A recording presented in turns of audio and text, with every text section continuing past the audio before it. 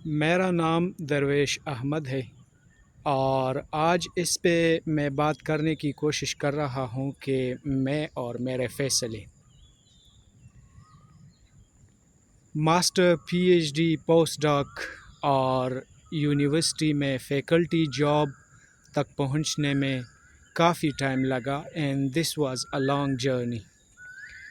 لیکن اسی دوران میں نے جو فیصلے لیے اس میں بہت کامیابیاں بھی ملی اور ناکامیاں بھی ملی.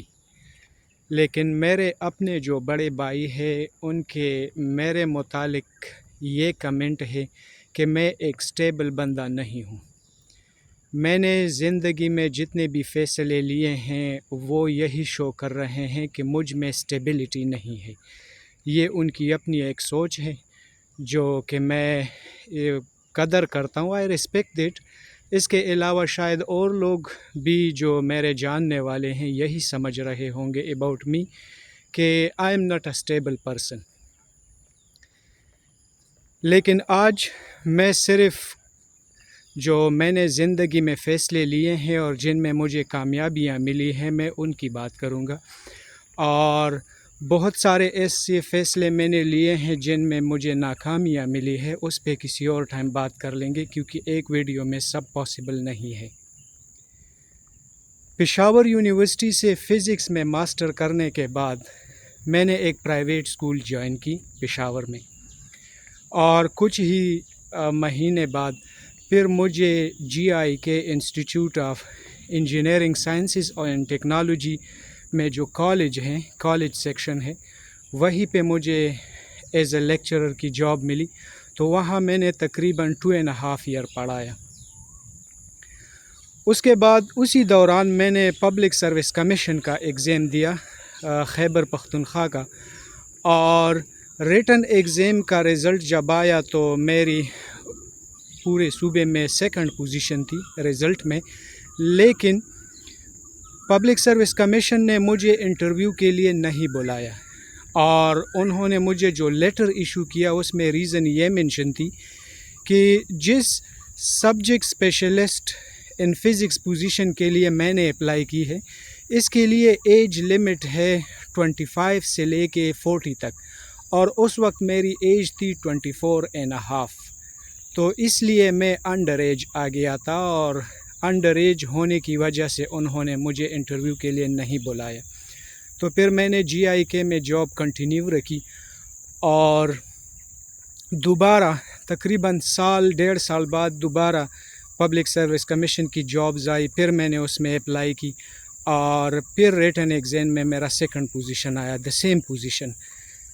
اس دفعہ انٹرویو کے لیے بلایا، انٹرویو میں بھی اپیئر ہوا اور سلیکشن ہو گئی. میں نے elementary and secondary education Khyber Pakhtunkhwa کو as a subject specialist in B P S 17 میں جوائن کیا. لیکن اسی جوائننگ سے پہلے میں باہر بھی کوشش کر رہا تھا، especially for higher education and for scholarship. تو کے پی کے گورنمنٹ کے ایجوکیشن ڈپارٹمنٹ میں تقریباً 7 مہینے پڑھانے کے بعد یونیورسٹی آف لیورپول نے مجھے اسکالرشپ اور ایڈمیشن دونوں آفر کر دی. تو جب میں نے اس بارے میں دوستوں سے مشورے کیے، ٹیچر سے، گھر والوں سے، تو میرے خیال میں سب سے زیادہ جو خلاف تھے وہ میرے اپنے ہی گھر والے تھے، اور وہ یہی کہہ رہے تھے کہ 17 کی پرماننٹ جاب ہے، اسے کنٹینیو رکھو اور ادھر ادھر بھاگنے کی کوشش نہ کرو. لیکن میں اکثر یہ سوچتا بھی ہوں اور اپنے جونیئرز اور اسٹوڈنٹ سے یہ شیئر بھی کرتا ہوں کہ اپرچونٹیز جب ہماری زندگی میں آتی ہیں تو یہ سپارک کی طرح ہوتی ہے، جیسے بجلی کی سپارکنگ ہوتی ہے، یا گرج چمک کے ساتھ بارش اور اس میں جو تھنڈر سٹارم ہوتی ہے کی آواز یا لائٹننگ ہوتی ہے. Opportunities and ideas in life is like that. اگر آپ نے وہ مومنٹ گریب کر لی so that's a very good thing, اور اگر وہ ضائع ہو گئی تو میرے خیال میں یو لاس دا اپرچونٹی. کیونکہ اپرچونٹی کریٹ ہو اور اس کے متعلق اگر آپ جلدی ڈیسیژن نہ لو so you will miss it. تو ایک دن میں اپنے کالج کے پرنسپل صاحب کے ساتھ بیٹھا تھا کسی کام کے سلسلے میں، تو سوچا کہ کیوں نہ प्रिंसिपल साहब से डिस्कस कर लूँ, क्योंकि ये तो तकरीबन 60 के होने वाले हैं, तो a lot of experience, let's see what he से। प्रिंसिपल साहब से जब मैंने बात की तो प्रिंसिपल साहब ने अपने क्लर्क को बुलाया, बिल दी और क्लर्क आया और क्लर्क को कहा कि मुझे स्टडी लीव एप्लीकेशन दे दे। स्टडी लीव एप्लीकेशन जो गवर्नमेंट की ऑफिशियल एप्लीकेशन है वो प्रिंट करके दे। प्रिंसिपल साहब ने वो प्रिंटेड कॉपी मुझे दी, कहा बेटा इसे फिल करो और ले आओ कि मैं इसको साइन कर लूँ। आप स्टडी लीव के लिए अप्लाई करो और आप यूनिवर्सिटी लिवरपूल यूनिवर्सिटी इंग्लैंड को ईमेल करो कि मैं आ रहा हूँ। मैंने कहा sir this decision is not very quick. तो उसने मुझे यही कहा कि बेटा मैं 4 महीने बाद रिटायर होने वाला हूँ और अगर आपकी जगह अगर मेरा अपना बेटा होता तो भी मैं यही मशवरा देता, और मैं तो रिटायर हो जाऊँगा, हम तो चले जाएंगे, लेकिन 30-35 साल बाद जब आप मेरी इसी सीट पे इस तरह बैठे होंगे और आपके रिटायरमेंट में कुछ महीने रह गए हो, तो शायद आप यही सोच रहे होंगे और गिल्टी फील कर रहे होंगे कि अगर उस वक्त मैं चला जाता तो शायद आज मेरी ज़िंदगी मुख्तलिफ होती। मैंने इसी को सुनी, घर आके फ़ैसला ले लिया। घर वालों ने बहुत मुखालिफत की, लेकिन इसीलिए मैं ये वीडियो बना रहा हूँ कि मैं और मेरे फ़ैसले। इंग्लैंड चला गया।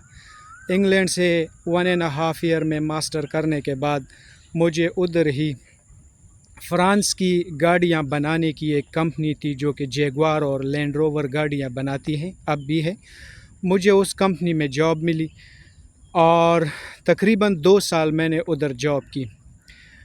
मैं उस कंपनी के वर्क वीज़ा पे था और पाकिस्तानी, तकरीबन मैं 2015-16 की बात कर रहा हूँ, उस वक्त मुझे 3.5-4 लाख रुपए मिल जाते थे, जिसमें काफ़ी सेविंग भी हो जाती थी। तो उसी दौरान मैं कोशिश में था कि मैं कहीं फ़िज़िक्स में पीएचडी के लिए स्कॉलरशिप फ़ाइंड आउट कर लूँ। तो मैंने कुछ महीने पहले मैं 2016 की बात कर रहा हूँ, चाइना मूव होने से पहले कुछ महीने पहले मैंने चाइनीज़ गवर्नमेंट की जो स्कॉलरशिप्स रेगुलरली आती है उसके लिए मैंने अप्लाई की थी। उधर मुझे पीएचडी के लिए स्कॉलरशिप मिल गई। अगेन वही सिचुएशन, दोस्तों, टीचर्स और घर वालों से मशवरा किया कि क्या करूं, ये कंटिन्यू कर लूं या पीएचडी के लिए चला जाऊं। तो सबसे ज़्यादा मेरे ख़्याल में जो मुखालिफत की वो मेरे अपने घर वालों ने की, और उसमें भी स्पेशली मेरे बड़े भाइयों ने, और उन्होंने यहाँ तक कहा कि अब आपकी एज तकरीबन है 31.5 या 32 ईयर्स, तो मेरे ख़्याल में you are to old now to be a student any more. तो आप इंग्लैंड में रहें, फिर भागने की कोशिश ना करें और ये कंटिन्यू कर लें। मैं इसी सोच में कंफ्यूज था कि क्या करूं, लेकिन एक दिन इसी तरह बैठा था कि एक बूढ़े अंग्रेज़ आए वो कॉफ़ी लेने, और उसने वहाँ से कॉफ़ी ली तो मुझे कंफ्यूज और परेशान देख के उसने पूछा कि why you are so confuse, I never सा यू लाइक दैट। तो मैंने कहा क्यों ना इससे डिस्कस कर लूँ कि मैं किस उलझन में हूँ और मैं क्यों कंफ्यूज हूँ। तो उससे जब डिस्कस किया तो उसने कहा कि my son, I am 74 years old, और मैं 70 साल तक, यानी till the my age until 70, मैंने मर्सिडीज़ बेंज जो कंपनी है जो गाड़ियाँ बनाती है, मशहूर मर्सिडीज़ गाड़ियाँ बनाती है, वो कह रहे थे कि मर्सिडीज़ बेंज से मैं 70 पे रिटायर हुआ और अभी 4 साल से इसी कंपनी में काम कर रहा हूँ, फ्रेंच कंपनी प्लास्टिक ओमनियम ने। तो उसने मुझे यही कहा कि शायद इन फ्यूचर जब आप 74 के होंगे तो ऐसा ना हो कि यू आर फीलिंग गिल्टी कि अगर पीएचडी पे चला जाता तो शायद मेरी ज़िंदगी में ज़्यादा सहूलतें होती। और उसी वक्त मैंने फ़ैसला लिया कि मैंने पीएचडी के लिए जाना है। तो घर वालों को इन्फॉर्म किया, ऑल दो दे रेजिस्टेड अ लॉट, लेकिन मैंने अपना फ़ैसला ख़ुद लिया और चाइना आ गया। चाइना से 4 साल में पीएचडी कर ली, और पीएचडी के बाद जब पाकिस्तान वापस चला गया तो उधर कोरोना स्टार्ट थी। तो उस दौरान मैं तकरीबन 14 महीने घर बैठा रहा, کیونکہ کورونا بھی تھی اور پاکستان کے یونیورسٹیوں کے حالات بھی تو ایسے ہیں، تو ادھر ادھر بہت کوشش کی لیکن کچھ نہیں مل رہا تھا. سو I was a lot confused, اور گھر والوں یا دوستوں یا ریلیٹیوز بھی مجھے بار بار یہی ریمائنڈ کر رہے تھے کہ آپ نے زندگی میں جتنے بھی فیصلے لیے ہیں سبھی غلط لیے ہیں، کیونکہ کسی کے آپ تو سنتے نہیں، خود ہی کرتے ہیں. تو آپ جاب لیس ہو، کچھ ہے نہیں تو آپ خود ہی بھگتو، اور you have to face them. میں نے اسی کو ایز اے چیلنج ایکسیپٹ کیا اور اگین دوبارہ اسٹرگل سٹارٹ کی کہ if there are less opportunity in my own country and if there are less jobs available in my surrounding, so why not look around، کیونکہ دنیا تو بہت بڑی ہے، صرف پاکستان تو نہیں ہے. تو میں نے اپنے ابھی جس جاب پہ میں کام کر رہا ہوں، جس جاب میں میں ہوں ابھی، یہاں شیامن یونیورسٹی کوالالمپور ملیشیا میں، یہاں جو میرے باس ہے سینئر پروفیسر ہیں، میں گوگل میں سرچ کر رہا تھا جاب کے متعلق اپنے فیلڈ سے ریلیٹڈ، تو اس پروفیسر کی پروفائل میری نظر سے گزری. تو میں نے کہا کیوں نہ اسے سی وی ڈراپ کر لوں اور ای میل کر لوں. تو جیسے ہی میں نے اسے ای میل کی اور سی وی ڈراپ کی تو تقریباً گھنٹے بعد اس کی رپلائی آئی، اور اس نے مجھے کہا کہ when you will be available for an online interview.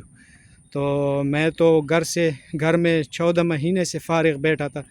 میں نے رپلائی کی کہ اینی ٹائم. اس نے کہا کہ اوکے، 3 دن بعد اس وقت ایک ٹائم ڈیسائیڈ ہو گیا، اس وقت ہماری آن لائن انٹرویو ہے MS ٹیم پہ. اس وقت انٹرویو ہو گئی، اور انٹرویو کے بعد اس نے کہا کہ میں I will inform you in a couple of days, I need to discuss about you with my colleagues. سے اوکے، تھینک یو. تو تقریباً 3 دن بعد اس نے مجھے ای میل کی کہ میں نے آپ کو سلیکٹ کیا ہے ایز اے ریسرچ سائنٹسٹ، اور آپ ملیشیا موو ہو کے آئیں. تو اس نے مجھے جو جاب آفر کی، جو کنٹریکٹ آفر کی، that's for initial for 3 years, اور پاکستانی ملیشیا میں جو کرنسی میں سیلری آفر کی وہ پاکستانی میں کنورٹ کر کے تقریباً 4,30,000 روپے پر مہینے بنتے ہیں. تو میں ملیشیا موو ہو کے آیا، اور یہی اب میں ملیشیا میں as a research scientist faculty position پہ کام کر رہا ہوں، اور بہت خوش ہوں، کیونکہ یہاں مجھے جو سہولتیں ہیں، مجھے جو تنخواہ مل رہی ہے، یا اس کے علاوہ یہاں کا جو ماحول ہے وہ تو آپ ویڈیو میں دیکھ سکتے ہیں. تو بہت خوش ہوں اور شکر ہے، اینڈ الحمدللہ. And this is not my target. My target is to move forward for better opportunities. لیکن اسی میں کنٹینیو کر رہا ہوں، تقریباً اس میں میرے 6-7 مہینے ہو گئے. تو میں ویڈیو کنکلوڈ کر رہا ہوں، اور وہ یہ ہیں کہ یہ اپنی ساری کہانی میں نے اس لیے شیئر کی، میں اور میرے فیصلے، کہ جب بھی ہم کوئی فیصلہ لے لیتے ہیں تو اگر اس کے اچھے رزلٹ آئے تو ہمارے جو گھر والے ہوتے ہیں، ریلیٹیوز ہوتے ہیں، فرینڈز ہوتے ہیں، جو بھی ہماری لائف میں ان کانٹیکٹ لوگ ہوتے ہیں ہمارے سرکل میں، وہ ہمارے ساتھ ہوتے ہیں. لیکن جب ہم کوئی ڈیسیژن لے لیتے ہیں اور اس کا ایز ایکسپیکٹڈ رزلٹ نہیں آتا، جس طرح میں نے خود بات کی کہ PhD کا ڈیسیژن میں نے لیا تھا اور گھر جا کے پھر جاب لیس بیٹھ گیا، تو اس وقت جو اپنے گھر والوں کا جو رویہ تھا یا باقی لوگ جو میرے متعلق کمنٹس کرتے تھے، سو دیٹس واز ویری ہارٹنگ. لیکن میرے خیال میں کبھی کبھی زندگی میں اس طرح ہونا چاہیے، کیونکہ جب ہم اس طرح کے حالات سے گزر رہے ہو اور ان کو ہم ایز اپرچونٹی یا پازیٹیو ڈائریکشن میں لے لیں تو ہم اور مضبوط ہو کے وہاں سے نکل کے آگے بڑھنے کی کوشش کرتے ہیں. کیونکہ ہماری ایز اے ہیومن نیچر یہ ہے کہ ہم اگر پیسوں کی لاس ہو یا ایون لڑائی ہو یا کچھ بھی ہو وہ بھول جاتے ہیں، لیکن ہمارے ساتھ لوگوں کا جو رویہ ہوتا ہے ہارڈ ٹائم میں وہ ہم کبھی نہیں بھولتے. تو کہنے کا مطلب یہ ہے کہ جتنے بھی فیصلے لینے ہیں خود ہی لو اور آگے بڑھو، محنت کرو اور اپرچونٹیز تلاش کرو. کیونکہ جو بھی فیصلے ہم لے لیتے ہیں اگر اس کا رزلٹ اچھا آیا تو سب خوش، اور اگر اچھا نہیں آیا تو پھر ہم نے خود ہی بھگتنا ہے. We have to face them. میں یہ بھی نہیں کہہ رہا کہ بلائنڈلی اپنے ڈیسیجنز لیں. جو بھی اپرچونٹیز کریٹ ہو یا جہاں بھی کنفیوزڈ ہو تو سراؤنڈنگ میں جتنے بھی آپ کے لوگ ہیں یا سراؤنڈنگ کے علاوہ جتنے بھی اسی فیلڈ سے ریلیٹڈ ایکسپرٹس لوگ ہیں، سینئر لوگ ہیں، ڈسکس کر لو. اور میں نے اپنی کہانی جو شیئر کی اس میں تو مجھے ہمیشہ سینئر لوگوں سے اسپارک ملی ہے اور انہوں نے مجھے گائیڈ کیا ہے اور اسی کو فالو کر کے میں آگے بڑھا ہوں. So there are a lot of opportunities always available in our surrounding. بس یہ ہماری اپنی کوشش ہوتی ہے کہ ہم کتنے سیریس ہیں اور کتنے اس اپرچونٹی کو گریب کرنے کے لیے ہم کوئک ڈیسیجن لے رہے ہیں.